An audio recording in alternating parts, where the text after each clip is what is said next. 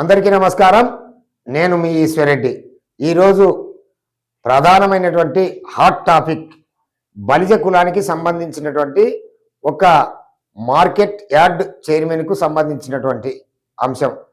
నంద్యాల జిల్లా ఆళ్లగడ్డ మార్కెట్ యార్డుకు సంబంధించినటువంటి అంశం. బలిజ సామాజిక వర్గానికి సంబంధించినటువంటి మైలేరి మల్లయ్య అతని భార్యకి జనసేన పార్టీ నుండి డైరెక్ట్ అధిష్టానం కూటమి పదవులు ఇవ్వడంలో భాగంగా అతని భార్యకు ఇవ్వడం జరిగింది.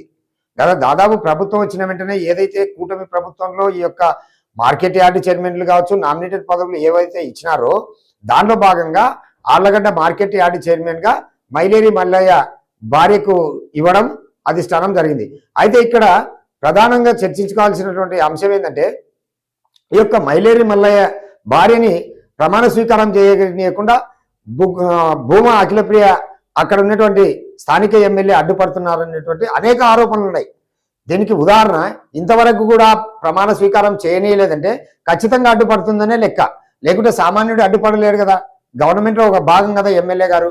తర్వాత మొన్న శ్రీకృష్ణదేవరాయలకు సంబంధించినటువంటి ఒక కార్యక్రమంలో బలిజ కుల పెద్దలు అందరూ కలిసి ఉన్నప్పుడు నాకు ప్రధానంగా బలిజ కులస్తులకి అన్యాయం చేస్తున్నారు, నా భార్యకి మార్కెట్ యార్డ్ చైర్మన్ వచ్చినటువంటి అంశాన్ని ఎవరైతే ఎమ్మెల్యే గారు అడ్డుపడుతున్నారు భూమా అఖిలప్రియ గారు, ఖచ్చితంగా వాళ్ళకి రిక్వెస్ట్ చేస్తున్నాను, ఖచ్చితంగా మా యొక్క పదవిని మాకు ఇవ్వాలని చెప్పేసి అక్కడ మాట్లాడడం జరిగింది. ఎక్కడ? శ్రీకృష్ణదేవరాయల విగ్రహం దగ్గర ఆళ్లగడ్డలో. అయితే అందుకు భిన్నంగా ఎప్పుడైతే మైలేరి మల్లయ్య గారు మాట్లాడినారో దాంట్లో తప్పేముంది అంటే, నేను కూడా చెప్తున్నాను, దాంట్లో తప్పేముంది. అఖిలప్రియ గారు మళ్ళీ బలిజ సామాజిక వర్గాన్ని రెచ్చగొట్టి ఎవరో చెంచాగిరి చేసేటువంటి వాళ్ళకి కొంతమందిని పట్టుకొని వాళ్ళతో ప్రెస్ మీట్ పెట్టిస్తుంది. మళ్ళీ విజయవాడకు ఏం చెప్తుంది, లేదు బలిజలు వాళ్ళ ఆడ గొడవలు ఉన్నాయి, వర్గాలు ఉన్నాయి, అవి ఇవ్వద్దండి, అది కొంచెం నిలబెట్టండి అని విజయవాడలో చెప్తారు. ఈడ చూస్తే అసలు ఇంకోటి, ఎవరైతే ఈ యొక్క ఆ కులంలో ఉన్నటువంటి వాళ్ళు ఎమ్మడే మైలేరి మల్లయ్య మాట్లాడినటువంటి విధానాన్ని ఎమ్మడే ఖండిస్తూ మేము ఖండిస్తున్నాం, మైలేరి మల్లయ్య కులాన్ని ఆస్వాదిస్తున్నాడు, కులాన్ని వాడుకుంటున్నాడు అంటే, జనసేన పార్టీగా పనిచేసినప్పుడు వీళ్ళల్లా ఈరోజు ప్రెస్ మీట్లో మాట్లాడిన వల్ల ఏమన్నా ముందుకొచ్చి మైలేరి మల్లయ్య గారికి ఏమన్నా సహకరించినారా? అది లేదు కదా. అంటే అక్కడ ఇంకొక అతను మాట్లాడతారు, ఇక్కడ ఆళ్లగడ్డలో 2 గ్రూపులు ఉన్నాయి తప్ప, గ్రూప్ రాజకీయాలు తప్ప వేరే కుల రాజకీయాలు ఉన్నారు. ఒక అయ్యా నేను చెప్తున్నాను, ఒక కుల సంఘీయునిగా అసలు ఈరోజు మాదిగ వాళ్ళు కావచ్చు, లేకుంటే మంగళ వాళ్ళు కావచ్చు, సాకలి వాళ్ళు కావచ్చు, బోయ వాళ్ళు కావచ్చు, ఎవరన్నా కావచ్చు, మా కులం అని చెప్పేసి ఓట్లు వేసుకుంటున్నారు. కులాన్ని వాడుకోవద్దు, కులాన్ని ఈ రోజు ప్రజారాజ్యం పార్టీ కుల బేసిక్ లో వచ్చినటువంటిది. జనసేన కూడా నీకు ఈ రోజు రాష్ట్ర వ్యాప్తంగా 30% ఉన్నటువంటి బల్జలు 90% కూటమికి ఏ రోజు కూడా ఒకే పార్టీకి వేసిన దాఖలాలు లేవు. అందుకోసం ఈ రోజు విజయం సాధించిందని పలువురు మేధావులు కూడా చెప్తా ఉన్నారు.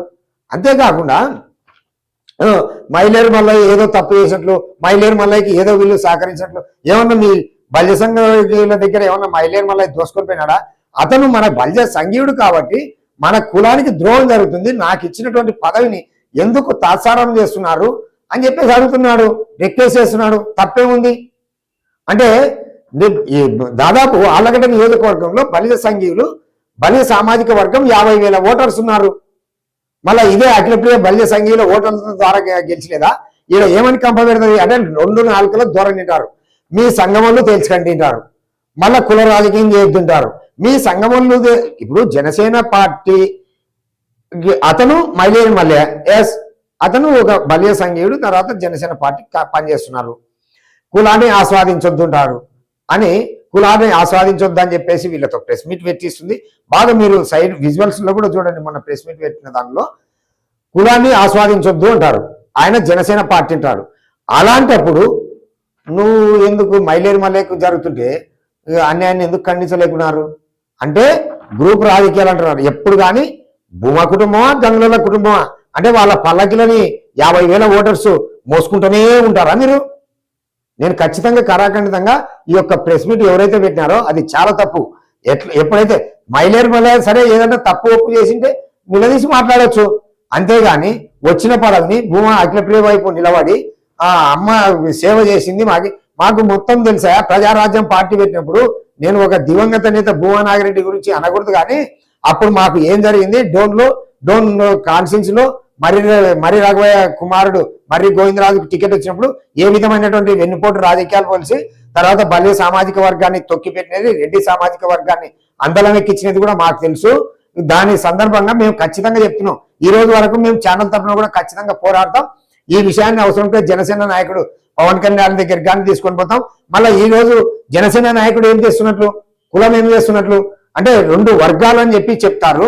2 వర్గాలకు ఎప్పుడు పల్లకి మోసే బోయలుగానే ఉంటారా, లేదంటే కింద కుల ద్రోహులుగా మారతారా, లేదంటే కులానికి మేలు చేస్తూ మైలేరు మండలికి సపోర్ట్ చేసి ఆ యొక్క ఖచ్చితంగా మార్కెట్ యార్డ్ చైర్మన్ ఏదైతుందో సాధించుకునే ముందుకొస్తారా, ఈ యొక్క విఘ్నతకే వదిలి పెడుతున్నాం అని చెప్పేసి తెలియజేసుకుంటూ చూస్తూనే ఉండండి PM9 న్యూస్. మీ ఈశ్వర్ రెడ్డి.